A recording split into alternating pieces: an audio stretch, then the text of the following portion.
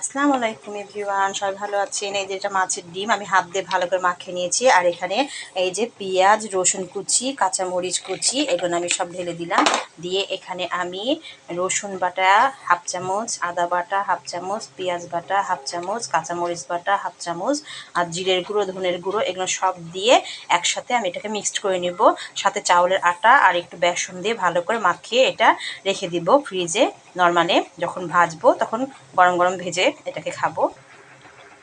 এই যে এখানে চাউলের আটা আর বেসন দিয়ে দিলাম। চাউলের আটা 2 টেবিল চামচ আর বেসন 3 টেবিল চামচ দিয়ে আমি এটাকে ম্যাগি মশলা দিয়ে ভালো করে মাখিয়ে নিব। যারা আমার পেজটাকে এখনো ফলো করেনি ঝটপট ফলো করে দেবেন, লাইক শেয়ার কমেন্ট করতে ভুলবেন না। এমনি করে মাখিয়ে ভালো করে রেখে দিব, দিয়ে গরম গরম ভেজে খাবো। এই যে এখানে এখন গরম গরম ভেজে নেবে 1 চামচ 1 চামচ করে তেল গরম করতে দিয়ে দিয়েছি। এই যে 1 চামচ করে দিয়ে দিয়েছি বেশ কয়টা ভালোর জন্য। এই যে হয়ে গেছে আমার মজাদার মাছের ডিম ভাজা।